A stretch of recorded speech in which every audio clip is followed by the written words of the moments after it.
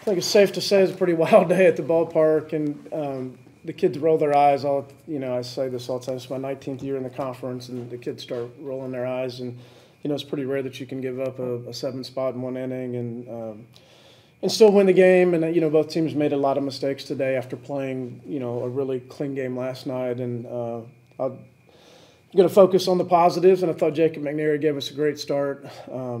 Just had a little bit of bad luck there in the sixth and hit a wall, but his first 5 innings especially were outstanding. And Antoine did a good job of holding it, and then D-Ray did a great job of closing it out.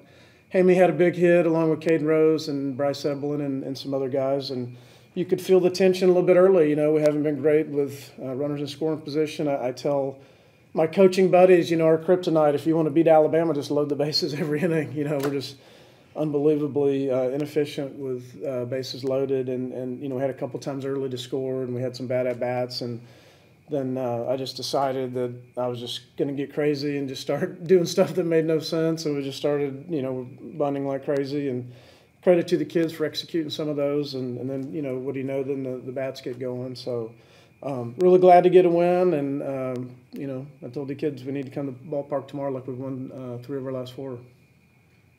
For any of you, what's it like playing in a game like that with 23 hits and 7 errors? Just a crazy baseball game, 19 runs.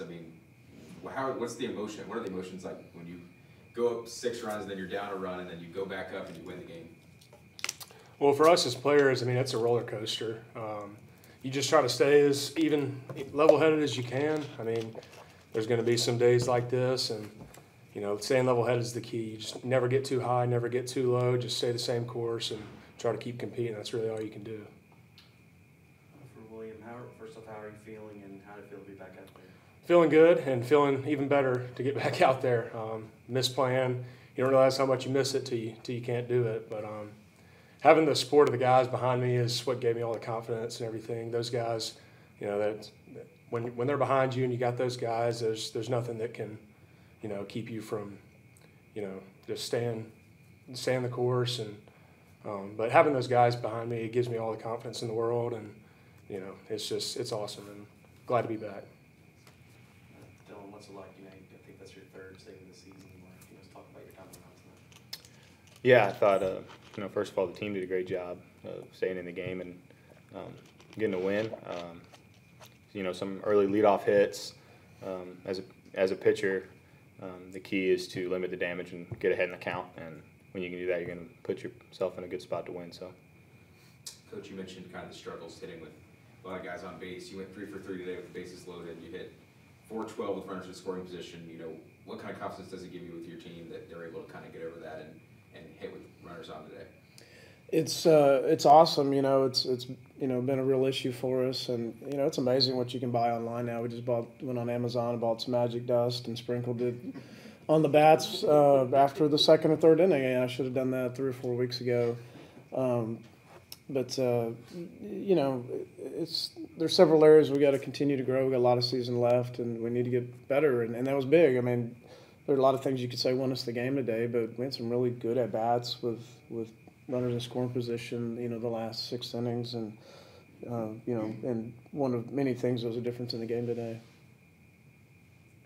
William, do you think the first 2 at-bats you've had in this series kind of helped you in your 3rd at-bat, being able to come back and see some pitches and have some good at-bats previous to that one? Yeah, for sure. Anytime the more pitches you see, the better chance you're going to have at, getting a hit or getting on base. But yeah, for sure, they definitely helped. Like I said, that's kind of the key. Just try to see as many pitches as you can, and like I said, it gives you a better chance to get on base, and luckily it was able to help with that. And then, Coach, you touched on McNary coming back out for the 6th, but do you think the long innings had anything to do with maybe him getting into a little trouble in the 6th inning there, him having to sit on the bench? Yeah, that's a pretty common thing. Those are good questions and good points, and I would like to see some statistics on that, because it just having coached for a while, you know that a lot of guys aren't sharp after they sit for a while, and he played catch during some mound visits and all that, but you're not going to take him out. He's at 62 pitches or whatever and cruising, so it's a pretty common thing in our sport, and regardless whether you sit for 90 seconds or 27 minutes, you get, you know, the same amount of warm-up pitches. So I think some of that can be mental too.